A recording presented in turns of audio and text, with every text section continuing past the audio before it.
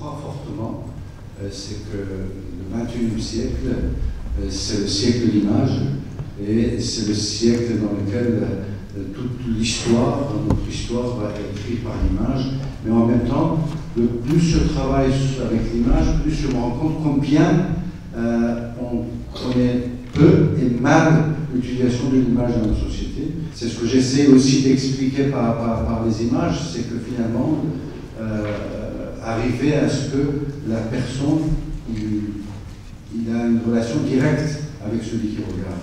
Et que moi, le photographe, je disparais. Et j'essaie de faire juste le moyen, d'utiliser le moment, utiliser ces outils dont on parle, l'appareil photographique ou l'autre, pour qu'il n'y aura plus intermédiaire entre la personne qui veut dire quelque chose, qui veut expliquer quelque chose, et la personne qui regarde. Juste faire une petite présentation visuelle. Ce que vous voyez, ce sont les couvertures de National Geographic pour lesquelles je travaille depuis 1991. Là, c'est une image qui montre un peu qui je suis en réalité et ce que je fais. Je coupe une partie de réalité. J'essaie de vous emmener, vous montrer. Et ça, je vais chercher partout où c'est nécessaire. Et croyez-moi que si c'était nécessaire, vous connaissez certaines de mes photos, que ce soit à Sarajevo ou en Afghanistan ou à Rwanda ou dans les guerres du Caucase ou à Beyrouth sous les bombardements, si vraiment je vois qu'il y a une nécessité où je peux aller chercher l'image, j'y vais. Parce que la réalité est beaucoup plus différente, beaucoup plus forte que tout ce qu'on peut imaginer nous-mêmes. Que quand je regarde même les plus grands films de guerre faits par Hollywood de Spielberg, je ris pendant tout le film parce que ça n'a rien à voir avec la réalité, parce qu'on nous montre quelque chose qui n'existe pas. La réalité des guerres, c'est encore 1000 fois plus fort que tout ce que Spielberg et compagnie peuvent nous emmener. Et pour moi, c'était passionnant d'y aller, de participer par les images, participer, photographier et devenir le témoin qui dit au monde, attention, vous savez ce qui se passe. Dans des guerres engendrées par les entreprises qui sont des constructeurs des armes et qui veulent engendrer des vraies guerres pour mettre à l'essai leurs nouvelles raquettes, leurs nouveaux chars, c'est une absurdité inhumaine totale, mais on le vit ça au jour le jour. Et vous allez voter pour un gouvernement qui envoie des soldats en Afghanistan. Ah oui, il faut aller en Afghanistan, il faut envoyer des soldats par-ci, il faut... Mais pourquoi faire? Pour envoyer vos enfants de se faire tuer et tuer d'autres gens, que les mères en France ou aux États-Unis ou partout dans le monde, elles pleurent de la même façon. Vous voyez, c'est ça que je veux dire. Tous les êtres humains, ils sont pareils. Il n'y a pas de différence entre une mère qui pleure son enfant en Afghanistan ou au fin fond des États-Unis ici. C'est ça qu'il faut arrêter.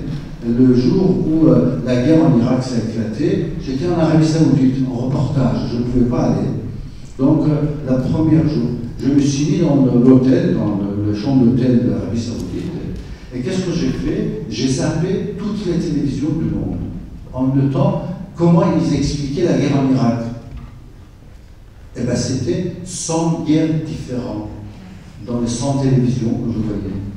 Et donc, c'est pour ça que je dis, moi, je ne crois pas aux médias, parce qu'aujourd'hui, ça n'existe pas un média libre. Le média, aujourd'hui, il représente le politique du gouvernement, le politique des grandes entreprises, et c'est pas en passe. Émile Zola était en 19e siècle. On n'a pas Émile Zola maintenant. Vous voyez ce que je veux dire? Il n'y a pas Émile Zola maintenant, il n'y a pas des Albert Londres, il n'y a que des gens qui sont à service d'un gouvernement ou des entreprises à 99%. Le 1%, je garde pour dire quand même qu'il y a des vrais travails de médias. D'autres travail que j'ai fait, comme je disais, les magazines, les photos, mais aussi c'était l'exposition. Donc certains, peut-être vous avez vu mes expos Hein, c'était sur les grilles de jardin de Luxembourg, au Sénat, qui s'appelait les Saints Croisés. Récemment, c'était Parc de la Villette, enfin plusieurs endroits. J'avais même fait une exposition sur le colombe de palais de Bourse. Et ça, c'est une qui me tient complètement au corps, et c'est de dire aussi la relation des gens avec. À un moment, Massoud m'avait dit, mais attendez, vous les photographes, vous venez, vous faites des photos, personne ne voit vos photos. Et j'avais dit, je te promets qu'un jour, je ferai un expo dans la vallée de Panchir pour tous ces gens. Ça, c'est une promesse en 2000 que j'ai fait. 2001, Massoud a été tué.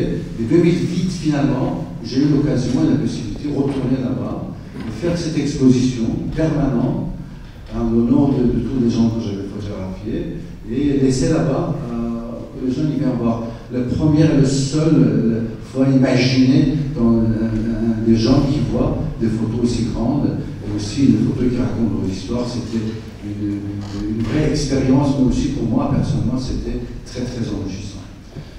Donc, j'ai mis ça parce que je sais que c'était une photo qui est aussi, vous avez connue, c'était aussi l'histoire des réfugiés. Mais de l'autre côté, je continue dans le monde, je continue partout, j'arrive à couvrir l'histoire de massacre de Rwanda et Burundi. Donc c'est pas seulement l'Afghanistan ou l'Iran. Pour moi, c'est cette quête continue de voir comment l'image aujourd'hui peut dire aux gens réveillez-vous, attention, regardez ce qui se passe. Donc, le teamwork que le XXIe siècle a besoin, c'est comme ça. Ça se passe dans ces endroits et les gens d'une entreprise ou d'autres, c'est dans cette formule qu'ils doivent travailler ensemble. On n'est plus dans le 20e, on rentre dans une autre phase. La transition est faite, le crise a montré ce qu'était, donc vraiment il faut repenser et réfléchir sur toutes les relations qu'on a avec le monde, que ce soit avec le monde du travail ou autre. De temps en temps, des petites rencontres. Le petit Aina Boy, le petit garçon, quand je le photographie, il est en train d'emmener les plantes de l'école à la maison, et quand je dis qu'est-ce que tu fais pour en faire, il me dit je vais en faire un arbre. Comment ne pas tomber devant une sagesse pareille. Et tous les gens que je photographie, finalement, que ce soit les petits et les grandes, ce sont mes maîtres à penser, ce sont des grands sages, des fois qu'ils passent des messages comme ça. Et c'est grâce à cette phrase qui dit « je veux en faire un arbre », que chaque fois que je commence un projet, que chaque fois que je veux lancer quelque chose, je pense à lui. Ce que j'ai dit un jour à le ministre des Affaires étrangères avant, Kouchner, sur le sol Afghanistan, j'ai dit au lieu d'envoyer 3300 soldats, envoyer 3300 formateurs. Le nom de la France, ça va être différent et vu différemment que. Donc, qu'est-ce qu'on a fait? On est allé dans le village montrer des films éducatifs. Dans le village en Afghanistan, en 2002. En tout cas, pour vous dire que toutes ces images et tout ce travail, tout ce que je fais, c'est vraiment vécu et sur place et sur terrain, mais que c'est ma passion, c'est aussi une façon de la vie que je mène.